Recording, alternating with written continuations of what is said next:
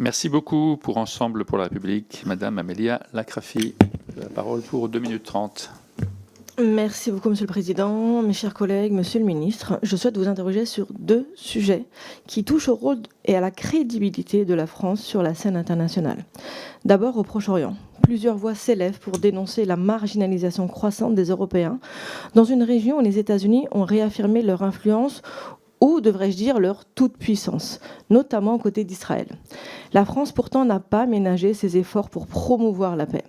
En témoigne l'organisation du Forum de paix. Pour la paix, au Proche-Orient, centré sur la relance de la solution à 2 États et pour lequel je regrette une très très faible couverture médiatique. On préfère médiatiser la guerre que médiatiser la volonté de paix, même quand il y a des généraux israéliens qui la demandent.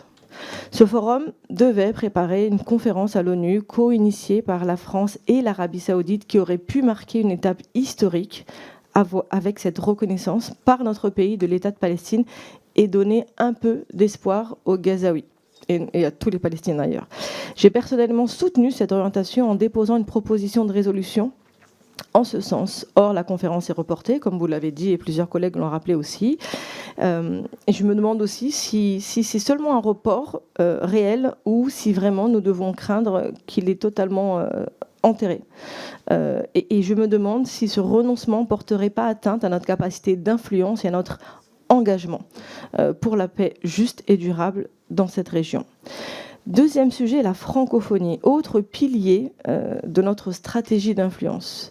À quelques jours de la 50e plénière de l'Assemblée parlementaire de la francophonie que la France accueille, l'Assemblée nationale et le Sénat, et une semaine après avoir présenté ici même mon rapport d'information sur son avenir de cette francophonie, je ne peux que relayer l'inquiétude grandissante des opérateurs et partenaires francophones. Les coupes budgétaires, notamment celles qui touchent l'AUF et les programmes structurants comme le PIMEF, sorte de possibilité de mobilité dans le monde francophone pour les étudiants et les chercheurs, contredisent directement les engagements pris lors du sommet de Villers-Cotterêts. Comment comprendre que la France, qui préside encore le sommet de la francophonie et en accueille les principales institutions, se désengage ainsi de ses responsabilités ? Monsieur le ministre, dans un monde où les batailles d'influence sont plus vives que jamais, comment la France peut-elle continuer à faire rayonner ses valeurs et son projet francophone sans moyens à la hauteur de ses ambitions ? Merci. Merci beaucoup, Madame la députée, déléguée générale de l'Assemblée parlementaire de la francophonie, qui reprend les interrogations desquelles vous avez déjà été l'objet et qui sont réellement très, très inquiétantes. Je comprends, mesdames et messieurs les députés, mais une nouvelle fois, le ministère des Affaires étrangères est un ministère régalien qui mérite, dans la période que nous traversons, d'être réarmé. Je constate que par rapport aux autres ministères régaliens, lorsque nous avons les discussions budgétaires, on voit apparaître beaucoup plus d'amendements de réduction de crédit pour ce ministère que d'autres ministères régaliens. Je vous invite vraiment à soutenir, parce que moi, je peux prendre chaque ligne les unes après les autres, et je vois bien, étant donné les efforts que nous avons faits déjà l'année dernière, à quel point tout nouvel effort qui est demandé au ministère nous conduit à des sacrifices. Et s'agissant de la francophonie et de ses crédits, l'année dernière, nous avons mobilisé 12 millions d'euros en appui au livrable du sommet de Villers-Cotterêts, argent déjà engagé, dont une grande partie au bénéfice de projets mis en œuvre par l'AUF. Nous travaillons en étroite concertation avec le recteur de l'AUF pour identifier ensemble des pistes de transformation, de diversification des ressources qui permettront sur le moyen et sur le long terme de rendre cette organisation plus robuste.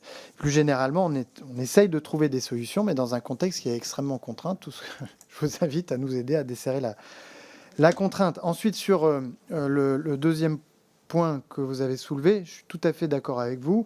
La rencontre des sociétés civiles à laquelle vous avez participé, et je vous en remercie, était un moment majeur de dialogue entre 2 peuples que tout oppose aujourd'hui dans la poursuite d'une guerre qui a fait tant de victimes de chaque côté.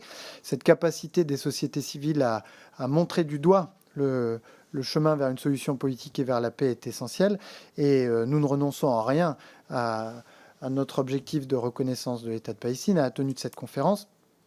Et nous allons veiller avec les co-organisateurs, le co-organisateur, à trouver une date le plus tôt possible. Ensuite, sur la marginalisation, l'affaiblissement de la France, etc.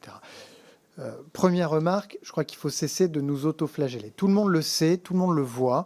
La France a été la première à mobiliser la communauté internationale pour Gaza, le 9 novembre 2023, pour le Liban l'année dernière, avec une conférence internationale à laquelle vous avez participé également, pour la Syrie, pour le Soudan.